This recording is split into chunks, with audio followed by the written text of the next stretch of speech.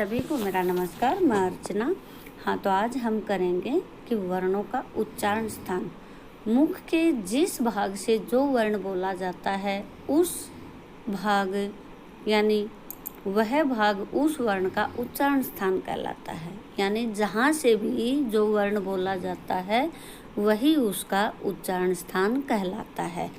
तो हम इसका पता कैसे करेंगे कि हम किसी भी वर्ण को बोल के देखें और हमें पता चले कि हमारी जीभ जो है जीवा जो है वो कहाँ टच कर रही है, कहाँ लग रही है। और अगर कोई वर्ण हमें बोलना नहीं आता है तो हम इस नियम के आधार पर उसको बोलें, जीवा को वहाँ पर पहुँचाएं उस वर्ण को बोलने के लिए कि जहाँ से वो बोला जाता है। तो जैसे कंठ यानी गले से जो कौन कौन से वर्ण बोले जाते हैं, अ, आ, क, ख, ग, घ, अंग, यानी ये हमारे गले से बोले जाते हैं। अब आता है कि तालव्य, तालू का जो कठोर भाग होता है वहाँ हमारी जीभ जाके टच करती है यानी लगती है। जैसे ई, च, छ, ज, झ, य और स। अब आता है हमारा मूर्धन्य कि मूर्धन्य से हमारे कौन कौन से वर्ण बोले जाते हैं। यानी मूर्धन्य का मतलब होता है कि कठोर तालु के अगला भाग। मूर्धन्य दंत यानी दांत से पीछे जब हमारी जीवा टकराती है, दांत से टच नहीं करेगी, दांत से नहीं भिड़ेगी बल्कि पीछे रह जाएगी, वो जो भाग होता है वो हमारा होता है मूर्धन्य। री, ट, ठ, ड, ढ, ण, अड़, ढ, र और स। यानी हम स, हमारे पास से 3 स होते हैं, उनमें से मूर्धन्य यानी जो ये पेट चिरा जिसको हम बोलते हैं स को, ये वाला जो स है वो हमारा मूर्धन्य स कहलाता है। अब आती है बारी दंत यानी दांतों से जब जीभ टकराती है, त, थ, द, ध, न, ल, स, ज और ज। यानी ज के नीचे यहाँ बिंदु है जो कि हमारे अरबी भाषा के शब्दों में प्रयोग किया जाता है। तो अब आता है हमारा ओष्ठ। ओष्ठ उ, प, फ, ब, भ, म।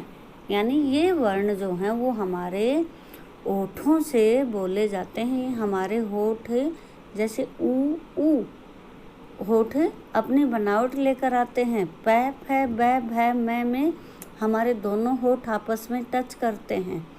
तो ये हमारा ओष्ठ का था। अब आता है कि हमारा दंतोष्ठ यानी ऊपरी दांत व निचले होठ से व, फ, ये जो दोनों वर्ण हैं ये हमारे दंतोष्ठ वर्ण कहलाते हैं। अब आता है स्वर यंत्र से। स्वर यंत्र का मतलब यानी हमारे जो स्वर आवाज़ जो होती है वो निकलती है, जैसे है ओ। अब आता है नासिक, अंग, अंग, अंग, य, अण, न, म। यानी अंतिम जो वर्ण होते हैं हमारे वो सारे के सारे नासिक के वर्ण में आते हैं। हमारे नाक से ये बोले जाते हैं। अब आता है कंठ तालव्य यानी कंठ और तालु दोनों से बोले जाते हैं। तो ये हो गए ए और ऐ। तो अब आता है हमारा कंठोष्ठ, गले और होठ दोनों से मिलकर जो बोले जाते हैं ओ और औ। तो अब बात आती है कि अन्य जो कुछ वर्ण अन्य वर्ण भी होते हैं और उनका उच्चारण स्थान कहाँ से होता है।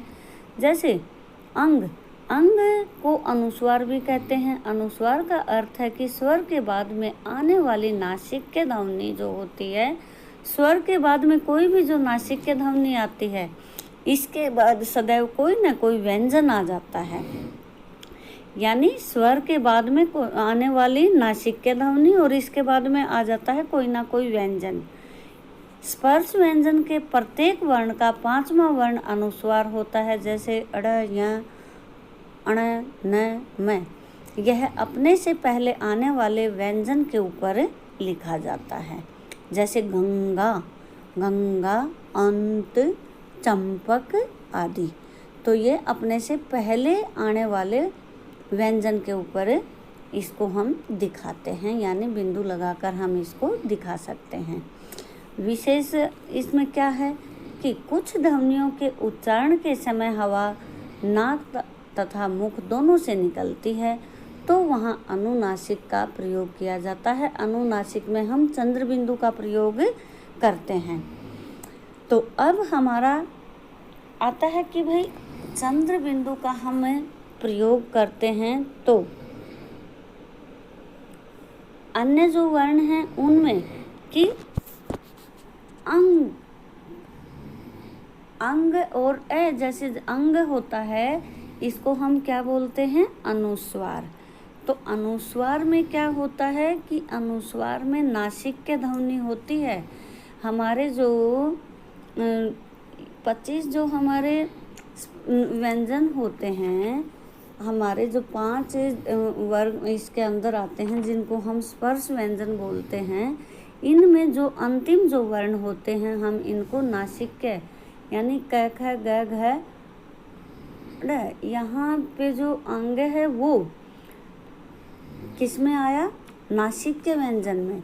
और च छ ज झ य, इसका भी जो अंतिम वर्ण है ये भी हमारा नासिक में आया। ट ठ ड ढ में भी आने वाला नासिक, यानी अंतिम जो वर्ण होते हैं ये नासिक के वर्ण के रूप में बोले जाते हैं।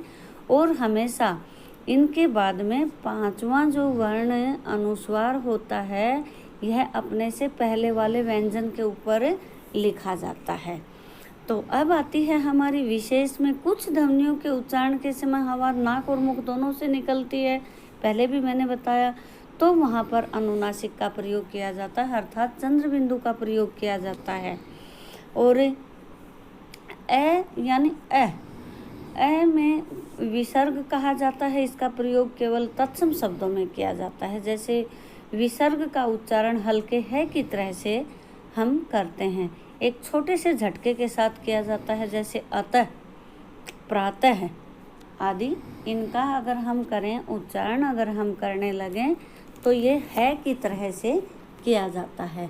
अतः में तय के बाद में विसर्ग लगाए जाते हैं और इन विसर्गों को हम है की तरह बोलते हैं, यानी है के उच्चारण की तरह हम है का उच्चारण हम इसके अंदर लेकर आते हैं।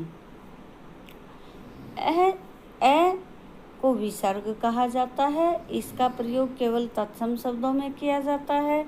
विसर्ग का उच्चारण हम है के तरह करते हैं। अब आती हैं हमारी आगत ध्वनियाँ। इस ध्वनि का प्रयोग केवल अंग्रेजी के शब्दों में किया जाता है। इसका उच्चारण हम आ या ओ और औ के बीच में होता है, जैसे कॉल, बाल, डोल, कॉफ़ी आदि। ये जो वर्ण आते हैं इनमें हम इनका उच्चारण हम अंग्रेजी वर्णों के अंदर ये आते हैं और ओ और इनके बीच का वर्ण ये होता है।